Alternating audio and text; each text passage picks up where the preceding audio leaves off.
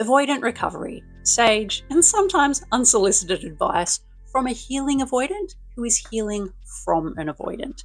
Now, I am not a mental health professional and I am not offering any mental health or medical advice, but I am someone who's been on both sides of the attachment and breakup equation, and I'm just here to share some insights from my own experience and hopefully offer you some validation, clarity, and guidance as you're navigating your own journey.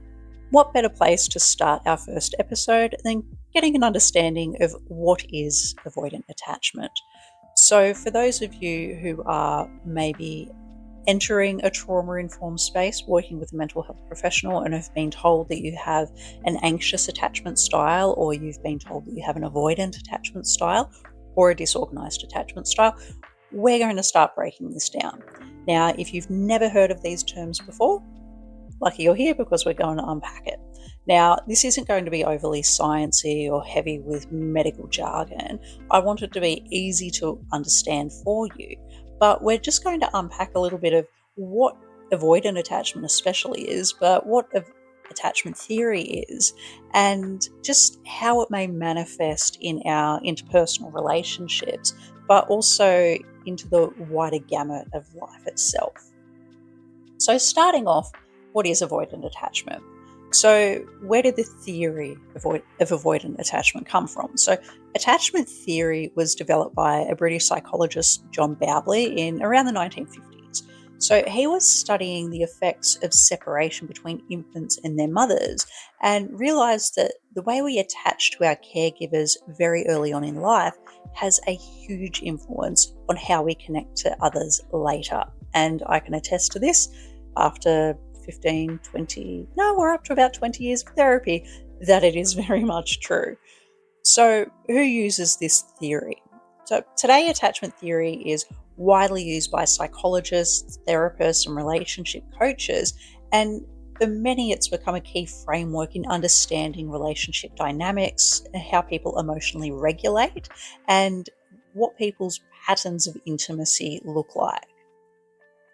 So there's essentially two types of attachment styles. We've got secure and insecure, and then insecure has a few subsets of this. So secure is essentially someone with secure attachment is you trust the people around you that are your close interpersonal relationships. They'll be there for you, and you can be close and independent at the same time, and you feel safe in being seen, and you actually feel seen just in general. Now, if you're someone with an insecure attachment style, you very much will struggle to trust or feel safe in relationships. This splits into the subcategories. So we can have an anxious attachment style where we may have someone that clings more to closeness or clings to wanting closeness. And then we have avoidants who often pull away from closeness. So taking a closer look at avoidant attachment, which is historically where I existed for quite a number of years, it's basically avoidant attachment is marked by discomfort with closeness and a deep fear of emotional dependence. So people with this style of attachment, they often value independence to an extreme. And it's not that they don't want connection, they often very much do, they just don't feel safe having it. This has often been manifested very early on in the piece, often as children, where their emotional environment was just not safe. And this we can unpack for years, and I've been unpacking this for years, but essentially, we'll go into this a little bit later on down the track, but essentially it is very true. Avoidants often very, very, very much want connection. Again, they just don't feel safe having it. Now, the two main types that we will see are what we call dismissive avoidance. So with this, think of someone like a fortress. They look like they don't care and their walls are up to high heaven because they learned that vulnerability leads to pain. So they'll often suppress their emotions and deny needing others, so they're fiercely independent, or make out like they're fiercely independent. And they often will feel pride in their self-sufficiency. And in my experience, this is not, again, from a mental health perspective as a practitioner, it's just someone who's been on the receiving end of it. So with this pride in being self-sufficient. Initially, it was often a learned response, so they had to rely on themselves because they had to rely on themselves. So it's basically a learnt response. And they might often say things like, I'm just not emotional, or I prefer to handle things on my own, or they're kind of that sort of lone wolf, somewhat isolated person that you may see. Now, fearful avoidance, which can also be called a disorganized attachment style, this is basically very much where I was. I was very disorganized. I had a very disorganized attachment style. With this, it's like driving with one foot on the gas and one foot on the brake at exactly the same time. So they very much want connection, but then they panic when they get it. So with these people, you will often find that there are pretty heavy and intense push-pull dynamics at play. And these will actually manifest within ourselves as well. So they will come closer and then they will suddenly pull back. So with this, and I say we because, again, historically this was me, with this, we'll often heavily fear abandonment, but we are also terrified of intimacy at the same time. So we are very difficult to deal with, and people who have experienced like a blindsided breakup or someone ghosting them, which years gone by, yes, I have been guilty of that, so feel free to hate on me for that. But I like to think that 15 to 20 years of therapy and a house deposit's worth of therapy sessions has moved me beyond this. I am very much more of a securely attached person these days, but that's not to say historically I wasn't guilty of these behaviours, because I very much was. So karma does exist. So those of you that aren't a dismissive or disorganised avoidant, but you've been on the receiving end of it, I can understand that there might be a sense of justice in knowing that I've experienced both sides of the equation. Now, anxious attachment. For contrast, those with an anxious attachment style, they tend to fear being left or abandoned and seek that constant reassurance. So they might be those people that tend to overtext or over-apologize or overthink every single interaction. Now, those with fearful avoidance or that disorganized attachment style, they can have some of these anxious attachment traits, but then they also have the dismissive avoidant traits mixed in as well. That's why it is called a disorganized attachment style. It's a nightmare, not just for the people on the receiving end of it. Those of us that have experienced or are experiencing this disorganized attachment, the inner turmoil is exhausting. It is horrific. And luckily, you can recover from it, but it is a long-ass process. It takes a lot of work, a lot of introspection and self-awareness, and a lot of patience. So, on the flip side of this, if you are lucky enough to have grown up in a lovely family environment, free of trauma, with healthy, emotionally regulated parents, chances are you have developed a secure attachment style. So those with secure attachment, they often communicate quite openly, they trust easily, and they don't freak out over space or closeness, but they also are able to be independent, and they know that they have people there that will catch them if they fall. Now, these are the unicorns that many of us have been working to become. So basically, avoidant attachment isn't about not wanting love. It's about not knowing how to be safe in love.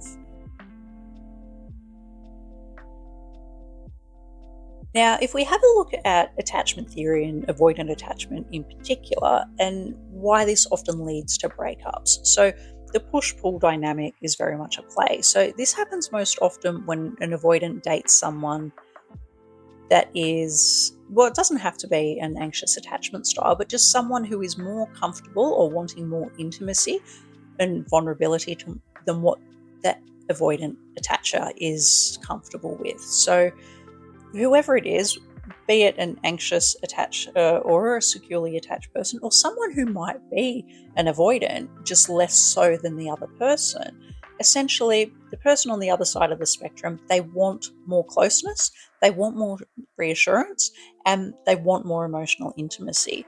And the avoidant themselves, they want this as well, but it's just the polarity that's not existing in a good way that is fighting internally. So oftentimes the avoidant will feel overwhelmed by the sense of closeness, the fact that their partner has needs or is wanting them to be a little bit more emotionally intimate with them, or wanting them to be more vulnerable, or just build a deeper connection.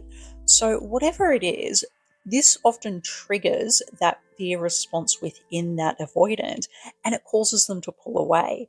So, this what you typically see, and again, doesn't have to be an anxious attacher, it can be secure. Whoever's on the receiving end of this pulling away, they will often start to chase, like, oh, the person I'm dating's gone a little bit quiet. Why haven't they been texting? Okay, if you're anxious, you'll obviously freak out and text a fair bit more and try a lot of contact.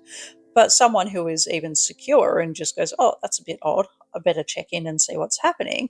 Whatever it is, the person who is reaching out, that will tend to push the avoidant further away.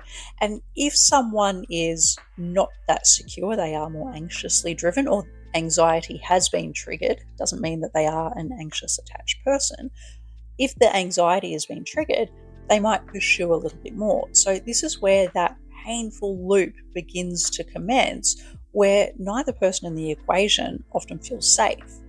So what's driving this further is what is often referred to as a fear of engulfment. So engulfment is the fear of losing yourself in someone else. And avoidants often associate closeness with control, maybe with additional demands, and essentially it's an emotional burden. So when things get too intimate, they feel overwhelmed and they shut down or withdraw.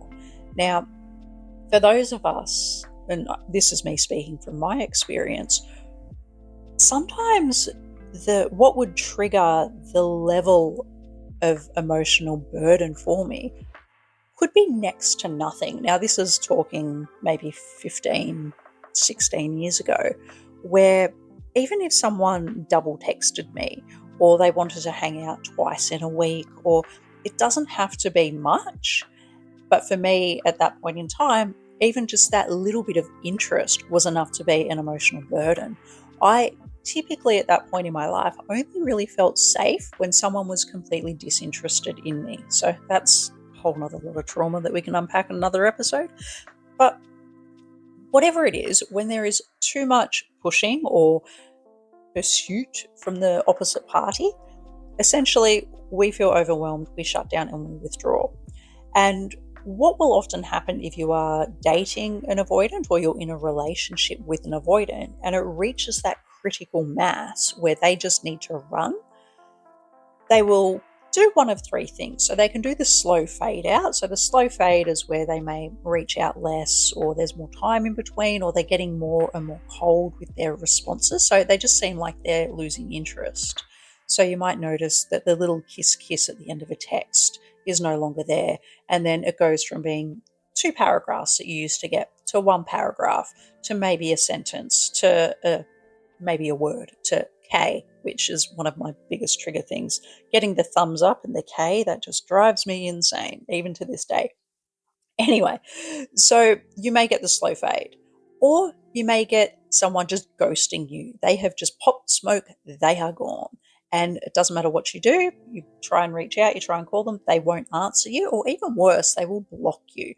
They might erase you completely from social media and block you, block your phone number, block you everywhere. And then the other one is the breakup. Now, sometimes you can have a complete blindsided breakup, which is where the avoidant has been sitting in this emotional turmoil for God knows how long. They've been sitting in emotional turmoil, and then this is where the anxious side of that disorganized attachment style comes in.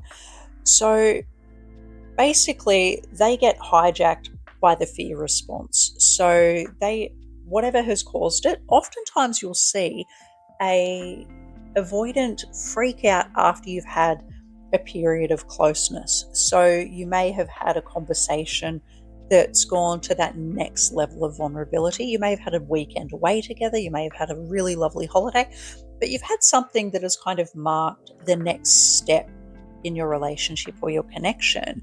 And then all of a sudden, they do a 180 and they basically rip cord out. So, some of the common breakup phrases that avoidants say, which I must say that the avoidant that I'm recovering from basically used every single one of these. So, if you have heard any of these statements, chances are you've been on the receiving end of an avoidant breakup or avoidant wanting to run away. I love you, but I'm not in love with you. I need space. It's not you, it's me. I just don't feel ready for something this serious. You deserve someone better. I can't give you what you need. Even if they have been meeting all of your needs, they will still say this. They may say things like, I just feel numb. I don't know what I'm feeling. There's a plethora of other statements, but these are a handful that are kind of from the avoidant playbook. Now, these aren't always lies. They are often rooted in emotional disconnection and internal shutdown. So sometimes, well, actually, very often, it's not a lack of love that is driving these statements. It is this emotional disconnection and internal shutdown that they're experiencing with themselves. So, with this, what you'll find is, and it is very hard to reconcile, and I am still working through trying to reconcile this, is it's not that avoidants don't care, it's that they struggle to stay emotionally available and regulated. And so basically their nervous system is wired to pull away when things feel too emotionally intense.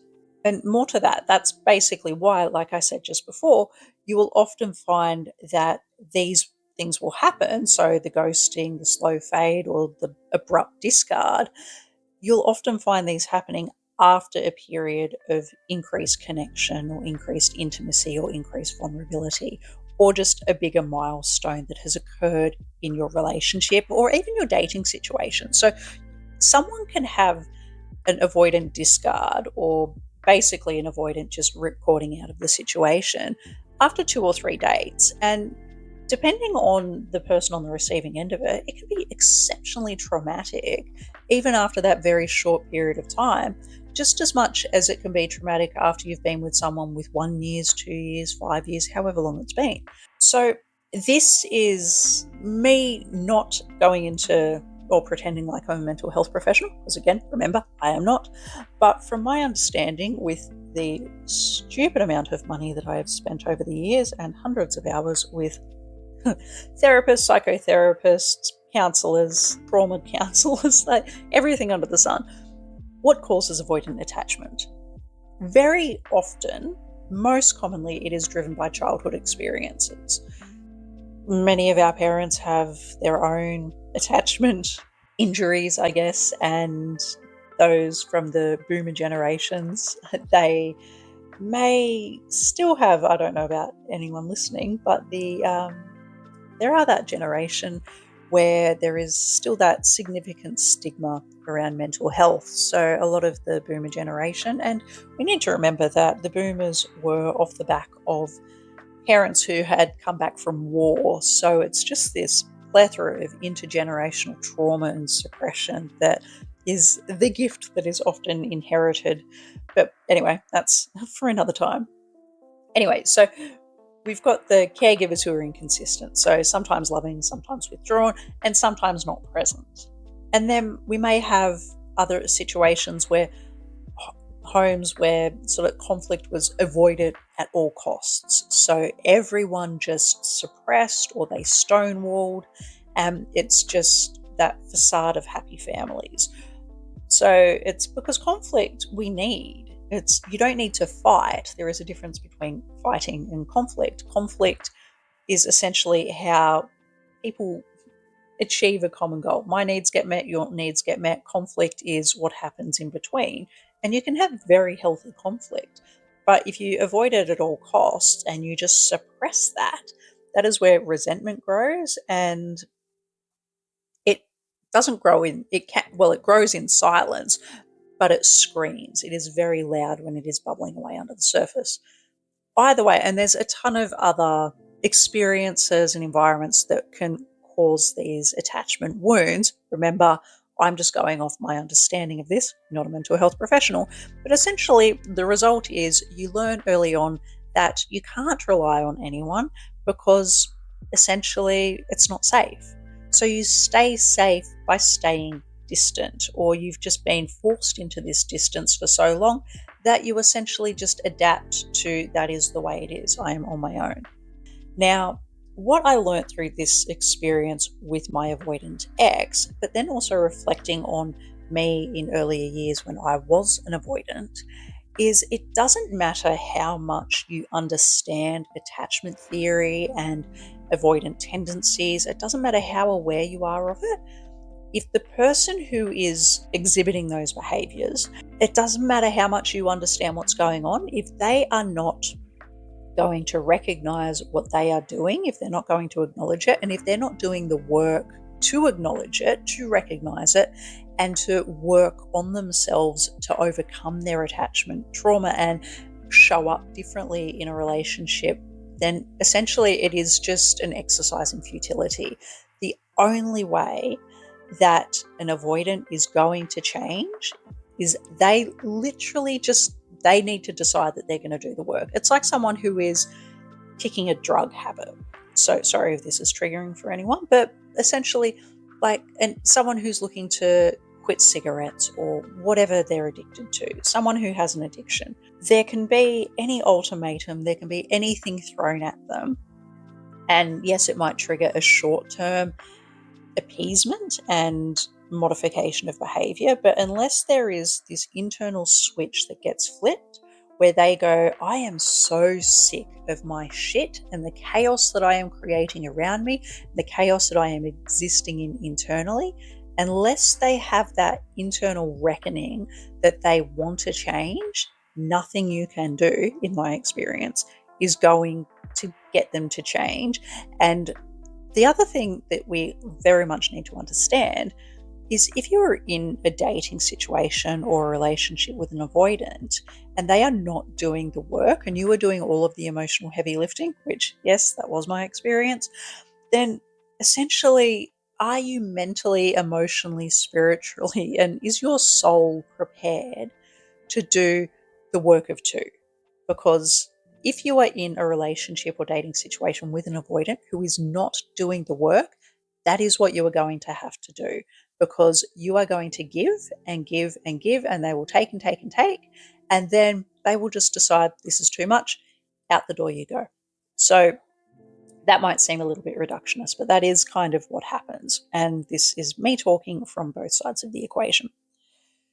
How does being an avoidant impact us? So if you're an avoidant, what we tend to do is, and if you think that you might be an avoidant, or if you think that someone that you are dating, or even a friend that you've got, if you think that they might be avoidant, the whole purpose of this episode is not to assist you in self-diagnosing someone. And attachment styles, it's not a diagnosis, it's just a pattern of emotional connection behaviors. So how being an avoidant often impacts us is we often have a great difficulty or even an inability to ask for help or express our needs. So we'll often say, I'm fine, when we're not. We are very, very shit at asking for help or support. So can you be there for me? I need support with this. Can you have my back? This is something I am still working on and I still struggle with. I very much retreat into my little cocoon at times when life gets way too overwhelming.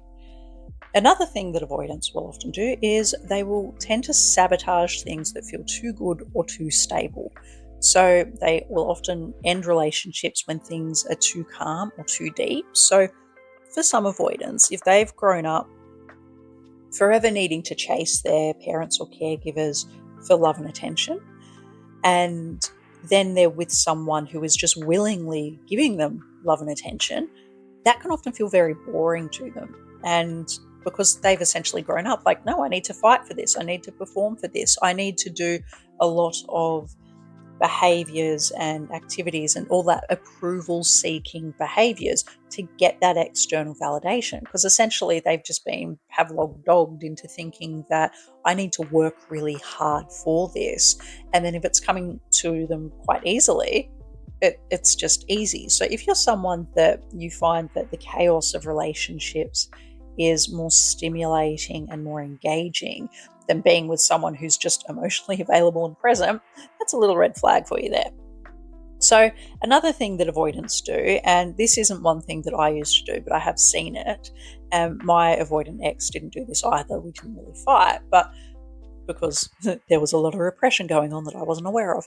So some avoidants will pick fights right when things are starting to get close. So something like things might be going well, and then all of a sudden, out of the blue, the person that you're dating or the person that you are in a relationship with just is hating on you for God knows what reason. And oftentimes it can just seem completely irrational, and it's something that they've never expressed a problem with before, but it's World War III.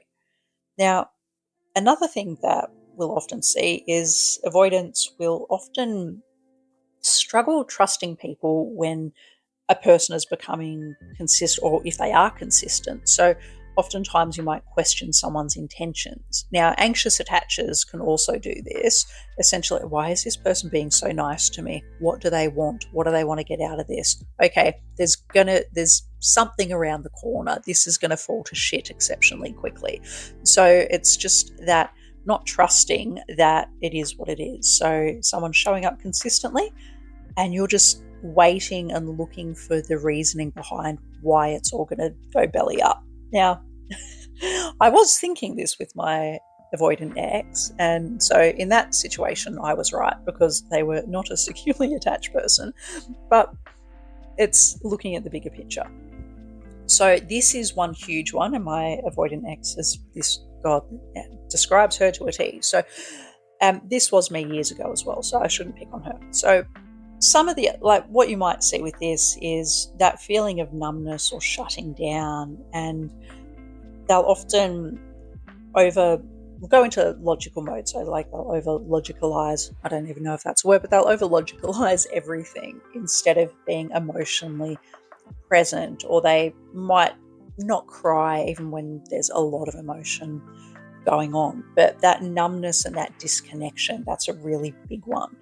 And then one that I am guilty of is struggling with friendships and vulnerability. So often keeping people at a distance, and sometimes it feels like the connections you might make aren't even sort of real, and it might even feel a little bit fake. And this, it is also hard because there's neurodivergence that can come into the equation as well. So I also have ADHD, and one of the things that occur with ADHD is object permanence, so very much out of sight, out of mind. So I am very shit at replying to text messages and staying in regular contact with my friends. I will think of them, and I still have a lot of fondness for them, and we're very good at picking up where we left off, but I am not great at that continued connection with them. But at the same time, the avoidant part of me is also very good at, when life gets overwhelming, I do withdraw. So both things are happening. So even when life is grand, I will forget that I have friends at some instances, but then when life is overwhelming, I very much withdraw. So these are some of the ways that it manifests. Looking back, I didn't realize how much I had built my life around avoiding connection. I very much thought I was just fiercely independent, and it turns out I was just terrified of intimacy. So basically, what we're going to do, hopefully this has given you a little bit of an understanding of avoidant attachment especially, but just attachment styles in general, and where it might manifest in relationships, but also in general interpersonal relationships. So what we're going to be covering in the next few episodes is a few sort of relationship elements. So things like the push-pull trap, so like anxious and avoidant dynamics. What else? Maybe like what healing as an avoidant actually looks like. And this was a very long drawn out process that I'm still going through. Like, I don't think, well, it depends. It depends on how much trauma you've accumulated, really. So there's a ton of work that needs to be done, and we're all a work in progress. And life triggers us, relationships trigger us. So, but I'll share a few of my stories. But what healing as an avoidant actually looks like. So I'll give you a little bit of an insight into that. And then I think I'm definitely going to cover what it feels like to be with an avoidant partner and hopefully give you some insights in how you can identify this, navigate this, and yes, we will talk about the breakup scenarios as well. But yeah, actually on this, I think we'll dive into some of the post-relationship events that can occur. And off the back of the avoidant relationship that I am on my way to healing from, it was probably one of the most traumatic experiences of my life. And once I share a few bits and bobs of the story, I think you'll understand why. And hopefully you'll resonate a little bit with this and understand that if you have experienced any of what I'm sharing, that you're not alone, you're not crazy, you may feel gaslit to all hell, but at the same time, avoidants aren't all bad people. So they are not narcissists. So you can have narcissists that are avoidants and vice versa, but a lot of avoidants are genuinely empathetic, caring people. They are just deeply fearful and wounded people at the same time. Now, that's not to excuse the shit that they do. It doesn't excuse the shit that I did. But when you're operating out of the place of fear, you can be the nicest, kindest person on the planet and you can still cause harm to others. It doesn't excuse it. You need to own it. You need to acknowledge it. You need to work on it. But I am going to talk about a few of the let's say post-relationship events that may occur from an avoidant. If this felt uncomfortably familiar, good. So we're starting to crack things open. Now, hope you got something out of this. You can reach out to me at Avoidant Recovery, either on YouTube or on Instagram, and I will see you in the next episode.